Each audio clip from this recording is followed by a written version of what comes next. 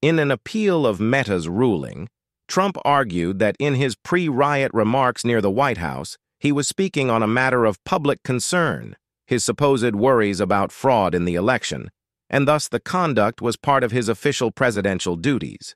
That entitles him to an absolute immunity from the civil suits, he claimed, regardless of whether he was also acting in the interests of his re-election. The appeals court left the door open for Trump to make narrower, more fact-based arguments for immunity, but it rejected his sweeping logic for why his campaign-aimed activity should be shielded. When a first-term president opts to seek a second term, his campaign to win re-election is not an official presidential act, Obama-appointed Circuit Judge Sri Srinivasan said in a U.S. D.C. Circuit Court of Appeals opinion last year. The office of the presidency as an institution is agnostic about who will occupy it next, and campaigning to gain that office is not an official act of the office, distinguishing electioneering from the duties of a president. A key claim Trump has made in the criminal immunity dispute before the Supreme Court is that he is being prosecuted for alleged acts that were part of his duties as president. That claim has been roundly rejected by judges who have addressed his and his aides' post-election conduct in other circumstances. In the Georgia election subversion prosecution brought by the Fulton County District Attorney, Trump White House Chief of Staff Mark Meadows tried to move the charges against him to federal courts for the purposes of arguing that he was entitled to federal immunity in the case. Missing Colorado mom Suzanne Morphew's autopsy complete, authorities say.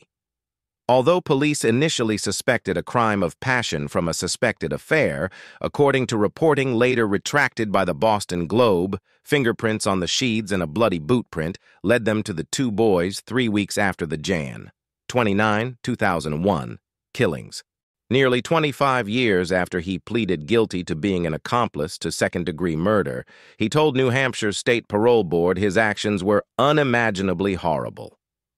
"We were attempting to move overseas and live some sort of life of adventure," Parker recalled of his plan with Tulloch. "It's just so hard. I've gone over and over it, and just finding an explanation for that is I just don't know how I could do that." Ex-employee describes sex abuse, retaliation for complaints at NH Youth Detention Facility. "I know there's not an amount of time of things I can do to change it or alleviate any pain I've caused," he told the board. April 18th. "I'm just deeply sorry." Those who knew the high school boys were shocked by the killings, telling the Cape Cod Times they were class clowns. "Jimmy is the class clown," Casey Purcell, a senior who attended Chelsea High School with the two boys, told the outlet after their 2001 arrest. "He's never really serious. That's all there is to him. Rob is the one who always gets voted most likely to take over the world just because he's so witty, but they are not violent.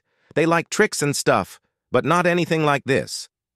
Parker's attorney, Kathy Green, touted her client's stellar disciplinary record during his time behind bars. Parker earned his bachelor's and master's degrees while incarcerated, she said, and painted artworks that are now on display in the prison. He has acted in jailhouse theatrical productions, taken up sports, and helped to develop educational guidelines for inmates. 24 years ago, when he was 16, Jim Parker committed a terrible crime. He has fully accepted responsibility for his actions and remains deeply remorseful, Green told Fox News Digital Friday. He knows that nothing he can say or do will bring solace to the family and friends of the Zantops. Follow the Fox True Crime Team on X. Idaho prosecutors in Bryan Kohberger. Case file new motion as defense raises fair trial questions. However, she said, her client has spent the past 24 years doing everything in his power to not only improve himself, but to better the prison community. He is very appreciative that the parole board has given him the privilege of living in the community. Green said that he would not be commenting to the media out of respect for the Zantop family. He could be released as early as next month. Parker was sentenced to life in prison with a minimum of 25 years after he testified against Tulloch, per court documents. The Supreme Court ruled that it was unconstitutional to sentence a juvenile to mandatory life imprisonment in 2012, and Parker appealed his sentence in 2018. Get real-time updates directly on the True Crime Hub. He withdrew his petition in 2019 after hearing of the Xantop's surviving daughter's disapproval. Among 9 people associated with the Xantops who showed up at Parker's parole hearing, one cried out when his request for early release was granted. In light of the parole board's decision, daughter Veronica Xantop said she wished James Parker and his family the best and hoped that they can heal. This is a hard one to make a statement about, especially because I can't speak for everyone affected by what happened, Veronica Xantop told the outlet. For me, I miss my parents and am deeply sad for everything they, and we, have missed out on. I miss my father's sense of humor and kindness and my mother's sharp wit and tenacity in all things. Among so many other things, I am deeply grateful for all of the support we have received. Her mother was 55 and her father was 62 when they were killed. The 2 German immigrants both taught at Dartmouth University. Suzanne was the head of the school's German Studies department and her husband taught earth sciences. The pair were beloved by their students and colleagues and had an open invitation to many of their homes.